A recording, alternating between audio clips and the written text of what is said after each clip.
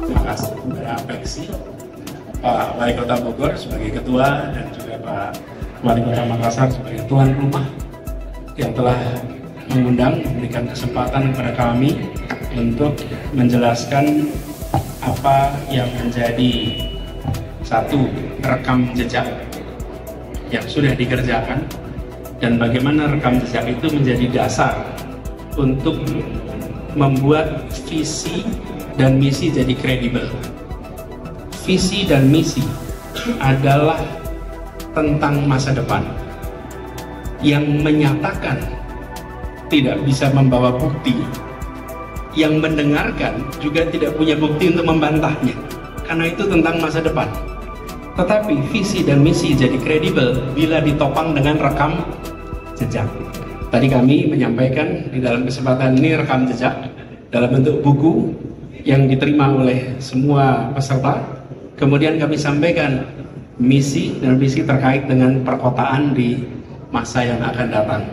Harapannya teman-teman para wali kota bisa nanti melihat, melakukan assessment, dan juga terkait dengan rekam jejak dan apa yang dikerjakan di Jakarta, mudah-mudahan menjadi hikmah yang bisa diambil pelajaran oleh semuanya. Oke, itu aja dari saya. Pak Anies, bagaimana tanggapan Bapak terkait rekomendasi yang diberikan oleh Apeksi sendiri tadi, Pak? Terima kasih. Apeksi sudah memikirkan apa-apa saja yang perlu dikerjakan. Tadi saya sampaikan pendekatan kami adalah kolaboratif. Kolaboratif itu artinya bahasa kita gotong royong, kerjasama. Jadi kami sampaikan kepada Apeksi tadi terkait dengan kota, saya minta Apeksi untuk menyusun jawaban atas 4 pertanyaan. Dari apa yang sudah terjadi sekarang, apa hal yang perlu diteruskan, ditingkatkan, itu pertama. Kedua, dari yang sudah ada sekarang, apa yang perlu dikoreksi, diperbaiki. Yang ketiga, apa yang perlu dihentikan dari yang ada sekarang. Dan yang keempat, hal baru apa yang harus dilakukan. Jadi ketika kita bicara tentang perubahan, maka perubahan itu unsurnya 4 tadi. Ada unsur continuity dengan upgrading, ada unsur kebaruan yang disesuaikan dengan masalah yang ada di masyarakat. Cukup saya rasa teman-teman. Pak Anies,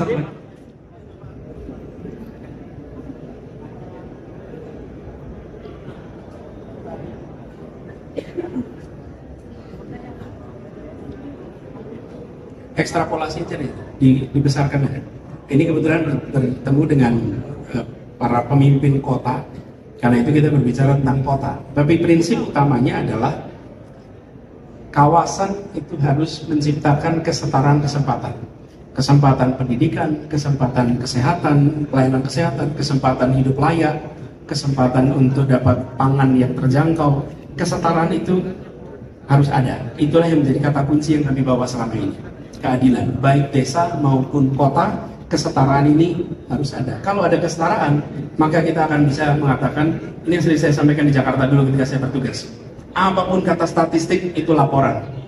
Yang diperlukan adalah perasaan di warga. Apa yang perlu muncul? Saya bilang pada seluruh jajaran, kita baik bila rumah tangga di Jakarta waktu itu mengatakan begini, syukur alhamdulillah untung tinggal di Jakarta. Begitu itu ada, maka misi kita tercapai. Akses kesehatan, akses pendidikan, dan lain-lain. Pak Anies tadi bicara soal pemerataan pembangunan ini. Yang mana tadi? Soal pemerataan pembangunan tadi Pak Anies sempat dijelaskan. Nah, untuk apakah sudah ada strategi juga dari seorang Pak Anies ini untuk membangun Indonesia bagian timur juga? Nah, yang kedua Pak Anies, ada beberapa proyek strategis nasional ini, khususnya mungkin di Sulsel, ada proyek kereta yang saat ini digodok oleh Pak Presiden. Nah, mungkin ini dia menjawab beberapa pertanyaan orang-orang Sulsel. Apakah setelah mungkin terpilih, bagaimana strategi selanjutnya dari Pak Anies? Apakah seperti apa mungkin? Tadi soal ketimpangan saya tunjukkan petanya ya. Cukup saya tidak tunjukkan statistik. Saya cuma tunjukkan foto malam hari aja. Dari foto malam hari itu udah kelihatan mana yang maju, mana yang tertinggal di dalam proses pembangunan 70 tahun ini. Ini bukan 1-2 periode presiden, ini adalah 70 tahun pembangunan Indonesia. Karena itulah ke depan kita ingin seperti foto negara-negara lain yang saya tunjukkan.